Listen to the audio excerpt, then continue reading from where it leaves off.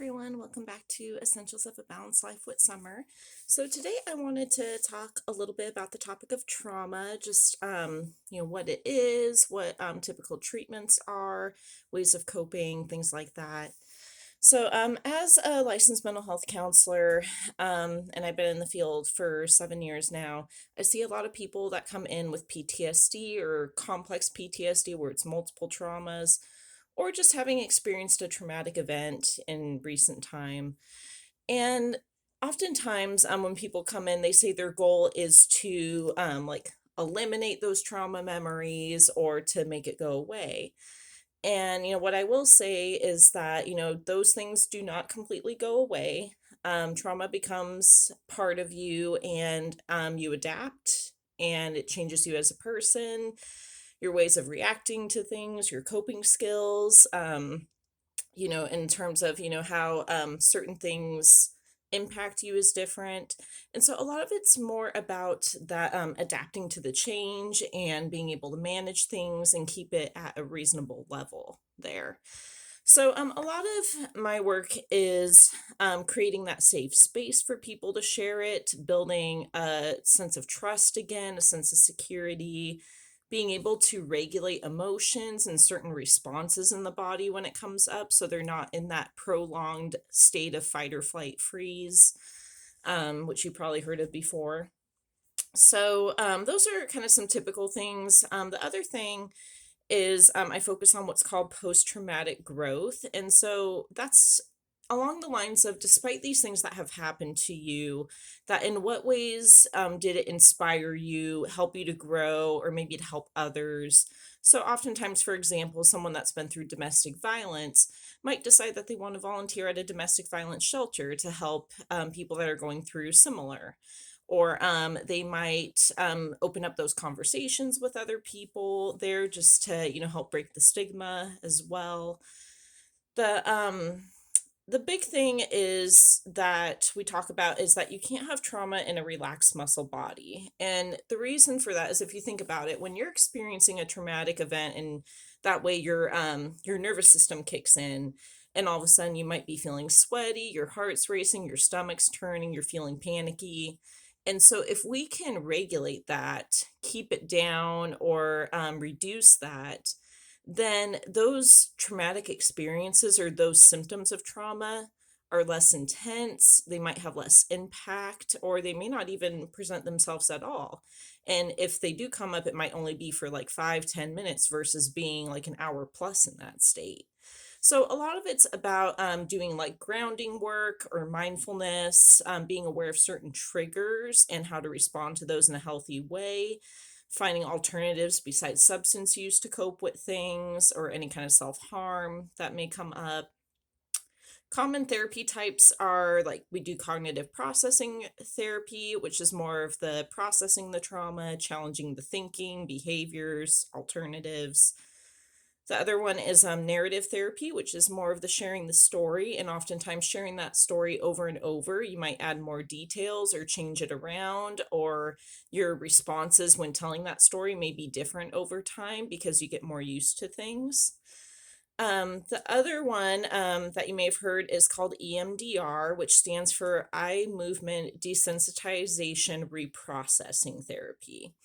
And so a lot of that is more of that mind and body experience, and it focuses on changing the neural pathways in the brain through different techniques, such as what we call tapping, or you might notice like they use a finger to kind of go back and forth with your eyes to reprocess as you're sharing things. So those are all different evidence-based therapies for trauma. So if you're looking to do something like that. A lot of people do workbooks or they do kind of self-help related things. There is some good stuff out there. One of the ones I use is Seeking Safety, which is PTSD and substance use together. Has a lot about like building self-esteem, security, trust, safe coping skills, all kinds of various topics. The other thing is, just to kind of understand how trauma impacts you, there's a book called What Happened to You, and it's by Dr. Bruce Perry and Oprah Winfrey.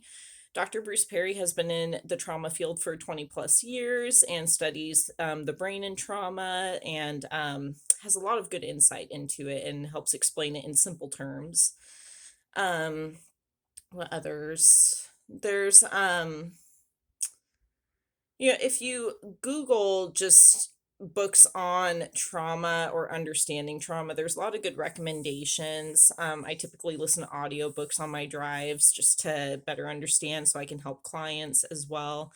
But I encourage you, just to be aware of it because the thing is that at some point in your life, we go through trauma, and it doesn't necessarily have to be the loss of someone or experiencing like verbal, emotional, physical abuse. Not to say those aren't important and impactful, but it might be that it was traumatic for you to move across state, or maybe it was taking some kind of major step in your life in a different direction than you expected. Oftentimes it is things that happen unexpected that kind of put us in that panic and put us in that trauma state, and where we don't get time to really process, especially in a crisis where you have to really focus, really be in the moment, and then later on you're kind of like, holy crap, this really impacted me there. So there is some good material out there. There's some worksheets that you can do just for more of that insight. But what I recommend, first with any kind of trauma, if you're noticing these things, is to identify what it is that's triggering you. What is causing that reaction or that symptom to come up?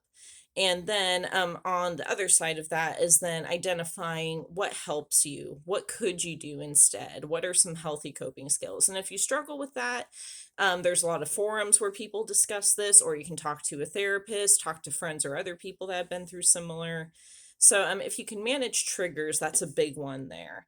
And the other thing is that, if you've just kind of kept all of this to yourself and haven't really shared it with people, then, it might be building that support network of people that you can trust or that have been through similar, just to get things off the mind and the body there.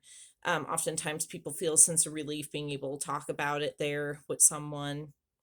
So, the other thing I want to mention is that, with trauma being a word that's come up a lot in like the last decade, is that it's better to talk to a mental health professional about this, when it's severe, versus going on TikTok or social media and self diagnosing there because that's not accurate. There is specific evaluations, assessments, and criteria to meet in order to be diagnosed with PTSD there. So keep that in mind.